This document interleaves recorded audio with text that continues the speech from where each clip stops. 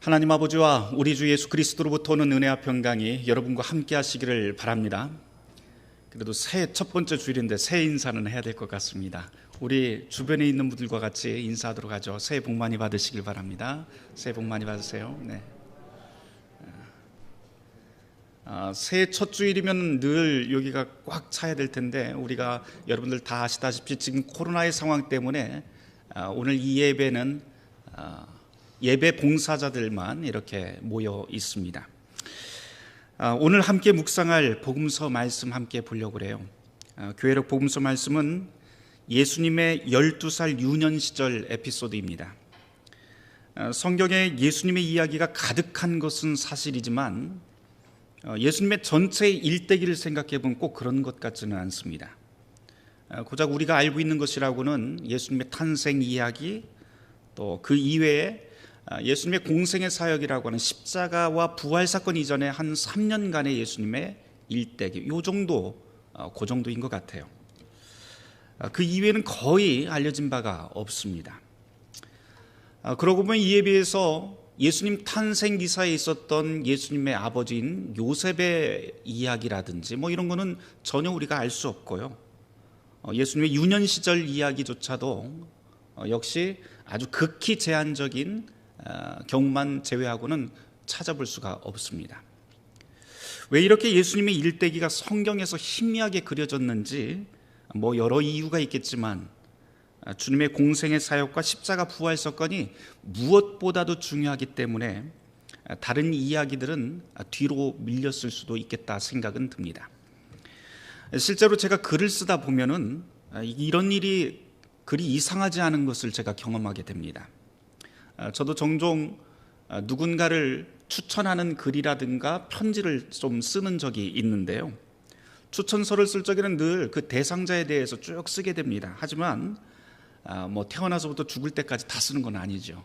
거기에 중요한 사건 몇 가지만 탁 꼬집어서 소개하곤 합니다. 왜냐하면 그것으로 충분하기 때문이죠. 성경도 역시 일종의 추천서 같은 것 아닐까 싶습니다. 왜냐하면 우리에게 하나님의 아들을 소개하고 또 구원의 길을 우리에게 추천하는 그런 추천서로 본다면 성경도 역시 예수님의 성장 과정 전체를 다 쓸 필요는 없을 것 같습니다. 다만 어떤 추천서를 쓰건 어떤 편지를 쓰건 거기에 기록된 하나하나의 사건, 하나하나의 문장은 절대로 허투루 보낼 수가 없는 것이죠. 이것을 우리가 유념하면서 오늘 이야기를 시작을 해볼까 합니다. 오늘 복음서 이야기로 들어가 보도록 하죠. 사실 오늘 복음서 본문을 제외한다면 예수님의 유년 시절 기록은 성경에서 전혀 찾아볼 수가 없습니다. 함께 읽은 누가복음 3장 41절 이하의 설명이 유일하지요. 근데 뭐가 이렇게 중요하기에 이 유년 시절의 이야기, 이 복음서 기자는 이 사건을 우리에게 전하고 있을까요? 12살 예수님의 이야기죠. 많고 많은 예수님의 그 인생 중에서도 유년 시절에 많고 많은 그 시절 중에 왜 하필 12살일까요?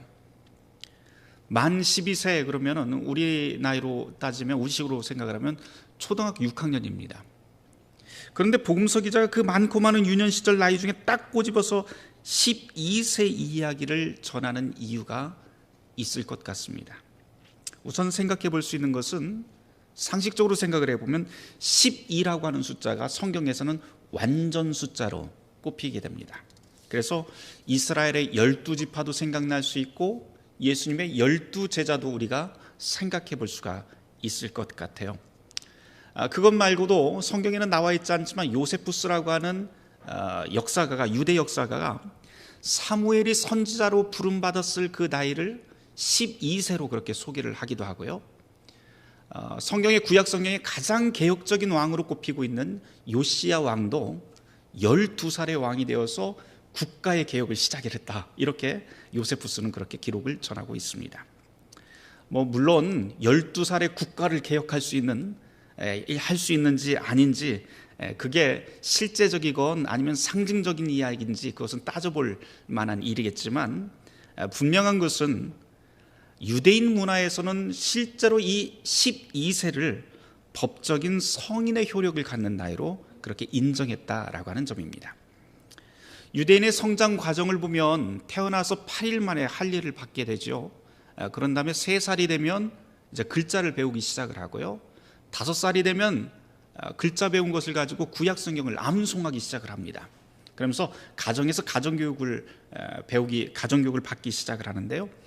그렇게 해서 12살이 되면 드디어 이제 예루살렘에 가서 그동안 가정에서 배웠던 하나님의 율법, 암송, 그리고 율법을 어떻게 해석하고 적용하는지에 대한 시험을 성전에 가서 율법 교사들 앞에서 치르게 됩니다. 이것이 잘 통과가 되면 곧바로 이제 성인식을 치러서 유대 사회에서 성인으로 인정을 받게 됩니다. 이 때문에 12세라고 하는 이 나이를 유대 사회에서는 분별의 나이라고 그렇게 부르기도 합니다. 하나님의 뜻을 분별할 수 있는 나이가 되었다라고 하는 것이죠. 이 분별의 나이, 즉 어른으로 판가름 나는 이 12살이라고 하는 것이 오늘 복음서 말씀의 배경이 됩니다. 이제 때가 차서 예수님이 율법 시험을 보러 예루살렘 성전으로 올라가게 되지요. 이미 말씀드렸다시피 이것은 특별한 일이 아니라 유대인 남자라면 누구나 다 거쳐야 될 그런 평범한 과정입니다. 그런데 이때 평범치 않은 사건 하나가 딱 생기게 되죠. 6월절을 맞아서 가족 모두 예루살렘에 갔는데 아이가 없어졌습니다. 게다가 하루가 지나서야 이 부모가 아이가 없어진 줄 알았다라고 하는 것을 우리가 성경에서 보게 됩니다. 그래서 부모가 가던 길을 거슬러서 성전에서 사흘 만에 이 아이를 찾게 되었다. 그리고 그 아이와 함께 나누는 대화가 오늘 복음서 본문 말씀입니다.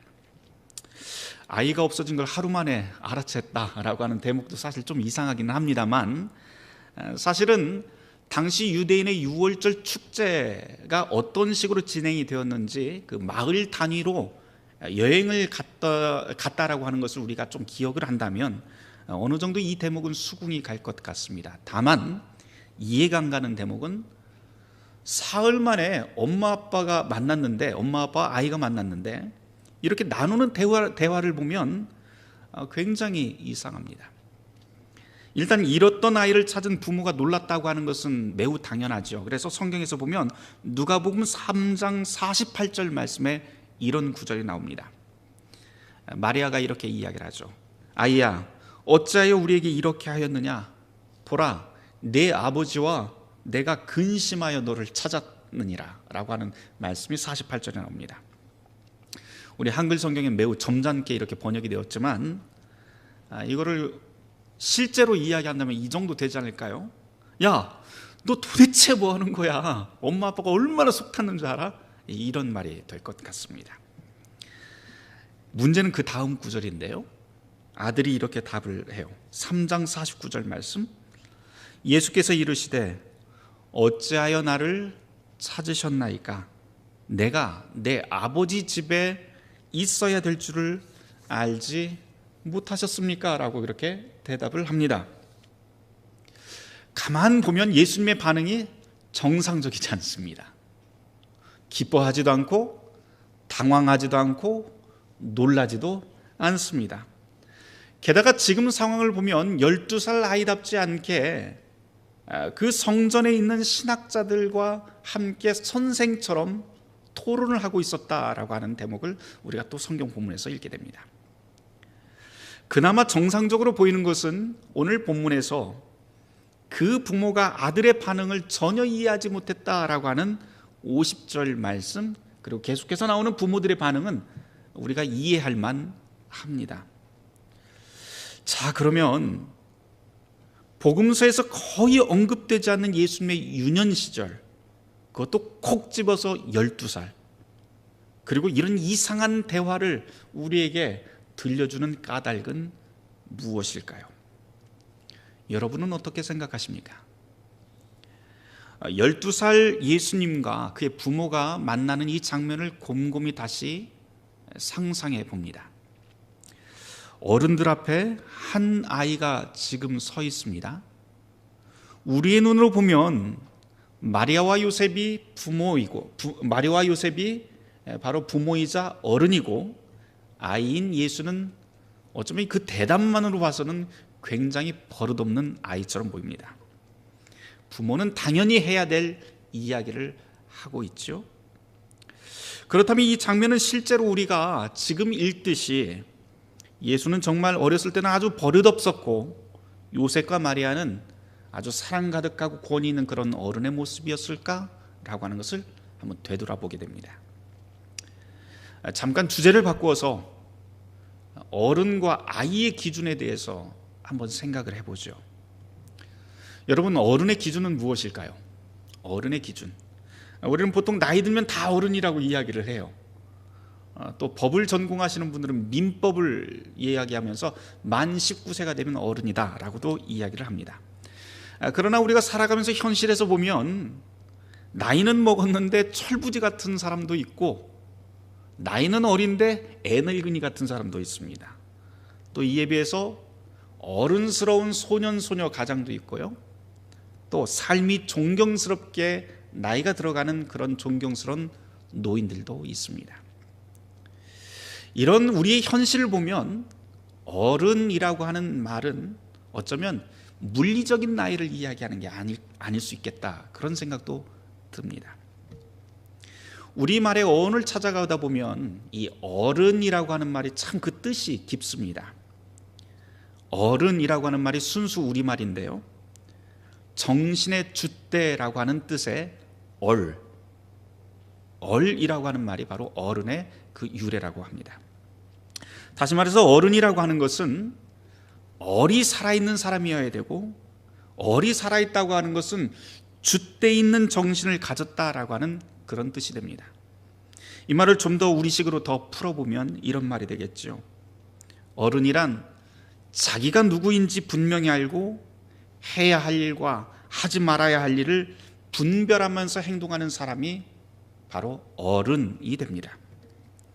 이런 면에서 본다면 유대인들이 12살을 분별의 나이라고 말을 했던 것도 매우 의미 있다고 생각이 됩니다. 스스로 독립해서 살아가며 세상을 분별하는 나이, 모든 세상 만물을 해석하는 그런 주체가 되는 12살, 바로 유대인들은 이때를 어른의 분기점으로 본 것이죠. 이 사실을 오늘 본문 복음서 말씀과 연결해 보는 게 좋을 것 같습니다.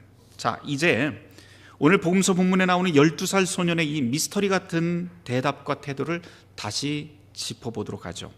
49절에 보면 예수님께서 성전에서 부모에게 이렇게 답을 하죠. 내가 내 아버지 집에 있어야 될 줄을 알지 못하셨습니까? 라고 말입니다. 엉뚱하게 읽으면 마주 버릇없는 것 같지만 사실 여기에 나와 있는 번역이 내 아버지 집이라고 이렇게 되어 있는데요, 우리 한글 번역에는 그렇게 되어 있지만 원문에는 사실 조금 다릅니다. 아버지에게 속해 있다라고 하는 뜻입니다. 다시 말해서 어떤 집을 이야기하는 게 아니고 아버지의 소유, 아버지의 자녀라고 하는 그런 뜻이 됩니다. 그러니까 49절 말씀을 다시 풀어보면 이런 말이 되겠죠. 나는 하늘 아버지에게 속한 사람입니다. 그래서 지금 내가 있어야 할 자리에서 내가 해야 할 일을 하고 있습니다. 그런 뜻이 됩니다. 어른 되었다고 하는 것을 증명해야 될 나이에 그 12살의 예수님은 지금 내가 누구인지, 그리고 어디 서였어야 될지, 무슨 말과 무슨 행동을 해야 될지 분명히 알고 있었다라고 하는 것을 이 구절이 지금 우리에게 이야기하고 있는 것이죠. 물론 사건 자체만 가지고는 아주 상식적이지 않아요. 그러나 복음서는 분명히 이걸 전하고 싶었던 것 같습니다. 분별의 나이가 된 예수님은 자신이 누구인지, 어디에 있어야 할지, 어떤 말과 행동을 해야 될지 알고 있었다라고 하는 것을 말입니다. 여기서 우리의 이해를 도울 수 있는 이야기 하나를 누가복음에서 하나 더 찾아볼 수가 있을 것 같습니다. 12살 어린아이의 이야기가 누가복음에 하나가 더 나와요. 바로 어디에 나오냐면 누가복음 8장 40절 이하에 나옵니다. 여러분들이 한번 찾아서 보시면 거기 누가복음 8장 40절 이하에는 회당장 야이로의 딸이 등장을 합니다. 12살이죠, 이 딸도. 근데 이 딸은 죽어버립니다. 스스로 일어나서 자신이 누구인지, 어디서 무엇을 하면서 살아야 하는지 구별하고 판별해야 될 분별의 나이인데 이 딸은 지금 아무것도 하지 못하고 생명이 끊어져 있습니다. 누가복음 8장 52절 이하에 보면 그 모든 사람이 보고 이 모습을 보고 모든 사람들이 다 통곡을 하죠. 그때 예수님이 들어가서 이렇게 말씀을 하십니다. 누가복음 8장 54절 말씀인데요, 제가 한번 읽어보도록 하죠. 예수께서 아이의 손을 잡고 불러 이르시되 아이야 일어나라. 그 다음 어떻게 되나요? 그 영이 돌아와서 아이가 일어났다라고 그렇게 우리에게 보고합니다. 여기서 영이라고 하는 말은 여러 가지 해석이 가능하겠지만 우리식으로 한다면 얼이라고 하는 말로도 바꿀 수가 있을 것 같습니다.